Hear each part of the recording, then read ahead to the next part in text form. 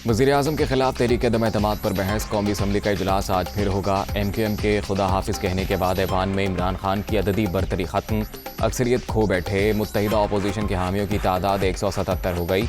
हुकूमत के पास 164 वोट बाकी।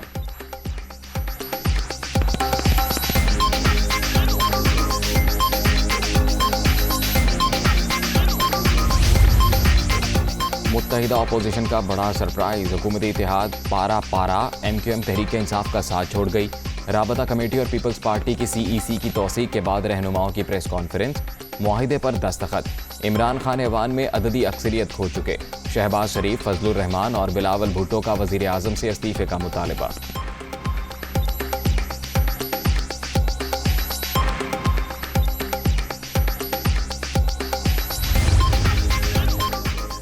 सियासत के बजाय मुल्क की मफादात अजीज़, हमने अपोजिशन के साथ चलने का फैसला किया है।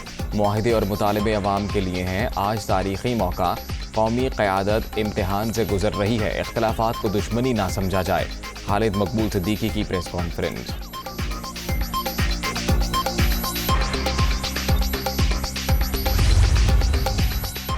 मुत्तहिदा ने माजी भुलाकर नया सफ़र शुरू किया। खुशामदीद कहते हैं। रात सिर्फ 20 मिनट में मामला तय हो गए थे। शहबाज शरीफ की मुत्तहिदा को मुआहिदे पर मुकम्मल अमल की यकीन दहानी।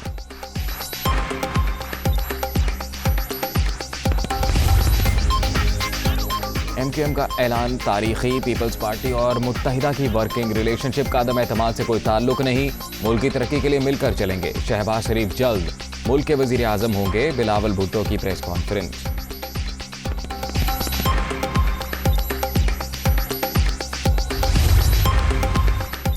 आलमी साजिश तब हुई जब इमरान खान को इक़्तिदार में लाया जा रहा था। 4 साल पहले शुरू होने वाले ड्रामे का ड्रॉप सीन हो गया।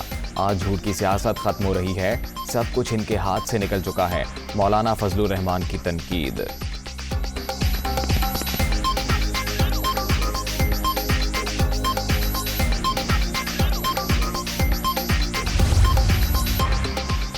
और लाहौर में फिर चौकों छक्कों की बहार। पाकिस्तान और ऑस्ट्रेलिया दूसरे वनडे में आज आमने सामने होंगे। कज़ाफ़ी स्टेडियम में दोपहर 3 बजे मैदान लगेगा। मेहमान टीम को सीरीज में 1-0 की बरतरी हासिल।